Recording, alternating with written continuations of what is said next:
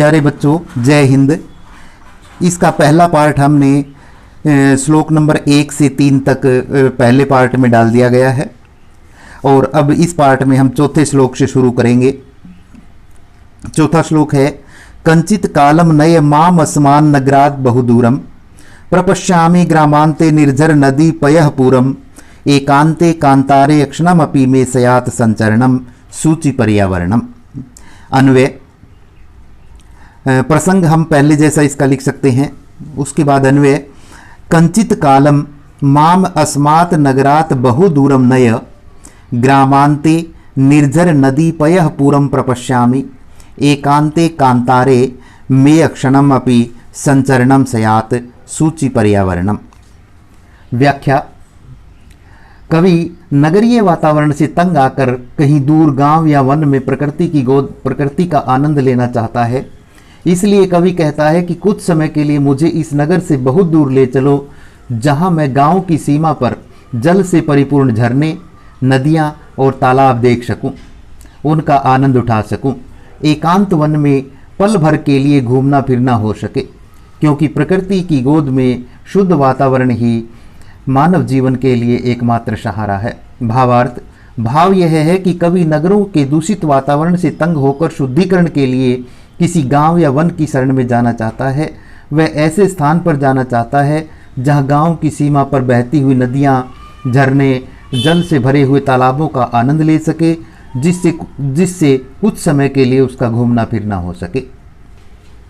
पांचवा श्लोक, हरित तरुणाम ललित लतानाम माला रमणीया कुष्मावली ही समीर चालिता सयान में वर्णिया नव मालिका रसालम मिलिता रुचिरम संगमनम सूचि पर्यावरणम।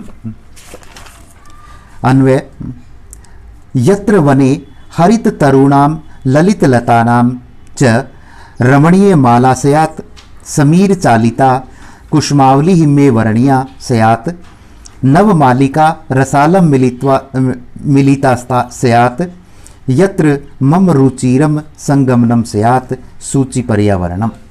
व्याख्या, कवि नगरीय वातावरण से दुखी होकर किसी ऐसे एकांत स्थान में विहार करना चाहता है जिसमें हरे भरे वृक्ष हों, सुंदर लताओं की मनोहारी पंक्तियां हों, हवा से हिलाए जाते हुए फूलों का एक ऐसा समूह हो जो मेरे वर्ण करने योग्य हो, जिसमें सुगंधित फूलों वाली लताएं आम के वृक्षों से गले मिल रही हों और जिससे मेरा विचरण रुचिपूर्ण एवं मनोहर बन सके, क्योंकि प्रकृति की गोद में शुद्ध वातावरण ही जीवन का आधार है।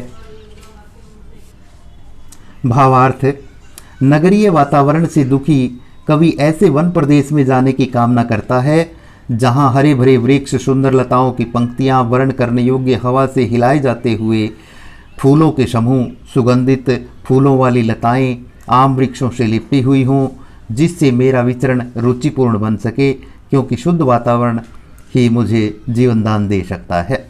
छठा श्लोक, अई चल बंधो खगकुल कलरव गुंजित वन देशम पुर कलरव संभ्रमित जनेभ्यो धृत सुख संदेशम चाकचिक्य जालम नो कुर्यात जीवित रसहरणम सूचि पर्यावरणम। प्रसंग इसमें आप पहले जैसा लिख सकते हैं।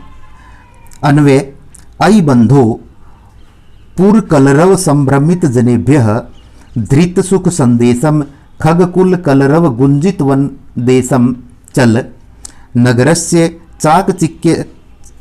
चाकचिक्य जालम जीवित रसहरणम नो कुर्यात सूचि पर्यावरणम।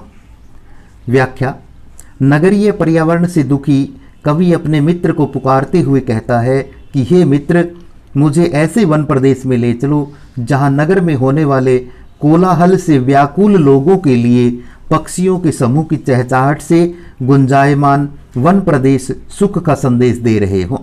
कहीं ऐसा न हो कि नगर की चक्काचौंध भरी दुनिया हमारे जीवन के आनंद का हरण कर ले, क्योंकि जीवन के लिए प्राकृतिक शुद्ध पर्यावरण ही एकमात्र सहारा है।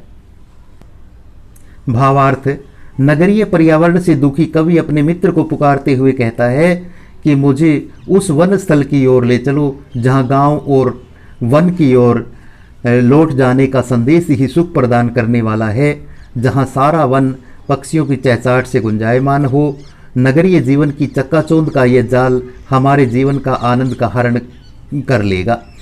इससे पहले ही हमें सुख में शुद्ध प्राकृतिक वातावरण वाले वन प्रदेश की ओर चले जाना चाहिए। 7वां श्लोक। परस्तर तले लतातरु गुल्मा नो भवन्तु पिष्टाः पाषाणी सभ्यता निसर्गे सयान्न समाविष्टा मानवाय जीवनम कामये नो जीवन मरणम सूचि पर्यावरणम। प्रसंग हम इसमें पहले जैसा लिख सकते हैं। अन्वय। लतातरु गुल्मः परस्थले पिष्टा नो भवन्तु निसर्गे पाषाणी सभ्यता समाविष्टा न स्यात् मानवाय जीवनम कामये न जीवन मरणम कामये सूचि पर्यावरणम। व्याख्या।